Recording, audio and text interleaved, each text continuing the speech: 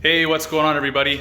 I thought I would catch up with everybody. I've been MIA for the last little while here again. It is budget season, so it's very busy for me. But, I don't know if I showed you these, but I ordered some mud flaps, some Subaru typical mud flaps. I wanted to go with a little bit something different. So instead of getting the really flappy silicone ones, which I've had before in the past, I got the harder polyurethane ones, and they do have a lot of flex to them still. I'll show you later. I plan on installing them today. I got new headlights for the Supra, so I'm selling these ones for a good deal, I think. Probably $600-700, and that one's mint. This one obviously needs a new lens. You can pick up a set of clear lenses that make this thing look absolutely phenomenal for $300. So for $1,000, you could have a nice set of headlights. I'll show you those later. But yeah, they're ripping up my driveway right now. And I think I'm gonna take the Jag out so I have lots of room to play with the STI. And probably gonna put the winter set of STI wheels on the STI. So that's my plan today. Anyway, I don't know how much of the install I'm going to show you guys. There's tons of videos on YouTube about how to install these, but it's cool to hang out with you and show you what I'm up to. So I might just do that. But I'll show you these when they're out. They kind of cut them crappy, but they're mud flaps, I guess. And they are Rallyarmors. But having this car in the shape it's in, which is probably, I'd say a 7.5 out of 10 right now. The only reason I say that, it's absolutely rust-free, and that's where I want to keep it. But if you have any car you're driving in the winter here, you should protect it to the best of your abilities. If they had made nice mud flaps with a Jag, I'd put them on, but obviously it's a Jag and they don't. So they're going to stick out a bit and protect the side and the bottom and my rear bumper from rocks and such. We'll see how long they last because they are the harder polyurethane instead of the flappy ones. So yeah, we'll see how they hold up, but they're going to be there for added protection, and they'll look cool too. So let's get to it. All right, guys, so I think I'm going to do it this way. I'm going to lift up. The car is so rigid that lifting it from the front corner lifted this whole side up, which is convenient, and it gives me room to work on both sides. There we go. So pretty accessible here. I did use the U-brace as a jack stand point because my floor is mangled all the way from Japan. Not the floor, but the pinch weld. The one on the back is a lot better condition, and the two fronts are like this. I don't know why people don't know how to jack up cars, but it's annoying because now I have to deal with it. So not sure if I'm going to fix it or not. Sometimes it's really not worth it. I mean, it's not rusting or anything. Maybe I'll rust protect it, but that should hold the weight of the car pretty easily, as that is the front bracing point, basically. So I'm going to get to work. All right, everybody. So first one is on. It's a pretty easy job. You got to take all these screws out, obviously. You got to pop this off. So there's two clips under here. You got to take off, pull this back. Then you can access this. Be very careful with the liner because it rips easy. This one was a pain. You have to put the insert in, which I don't know where the other one is. It looks something like this without that, so the screw can go in and just expand that.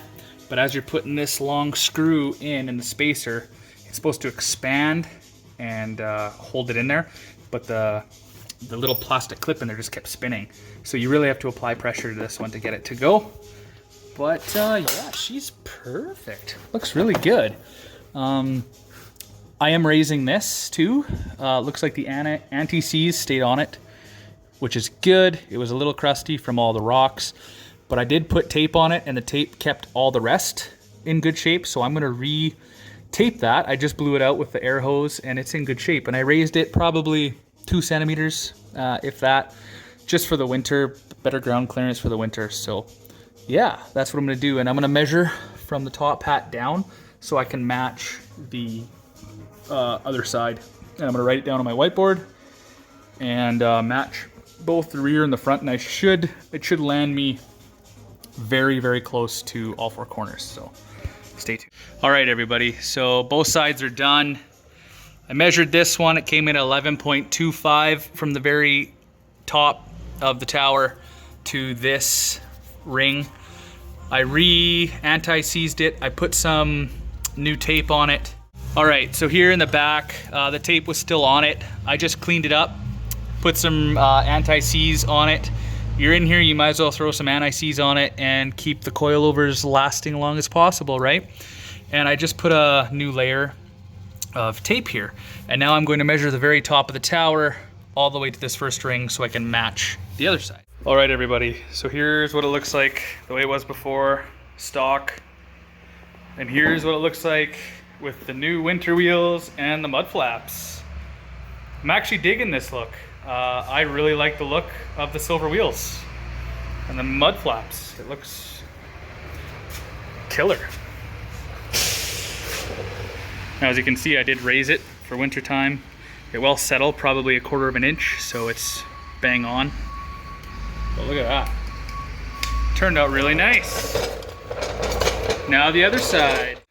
All right, gang, she's done. And I'm really digging the way it looks with the silver wheels and the mud flaps. Looks really good. So a lot of protection on the side of the car anyway and beneath. There's the old ones. The tire wear on them is like perfect. So I raised it, as you can tell. It is now higher in the back than it is the front, which is the way that it should be, a little bit anyway. And it looks awesome. Tyler likes it so much that he ended up buying a black one today. We got it from B-Pro. So that should be on its way soon. It's kind of exciting, and it's obsidian black. They only came in the 1 year, so that's kind of cool. We'll definitely do a video on it when it arrives. He's working on the GTR and filling up his tires, so I thought I'd finish off the video, but that's the way it looks. I'm super impressed with it. The measurements that I ended up doing were 11.25, 11.25, and the easiest I found for the rear ones was 16 inch, and I measured just below the ring, so that metal housing for both ends. So should be good to go.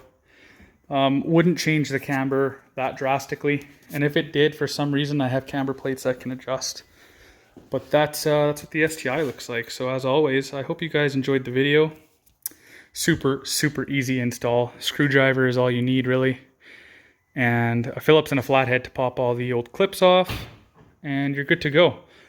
So yeah, if you enjoyed the video, give the video a thumbs up and subscribe. All right, peace.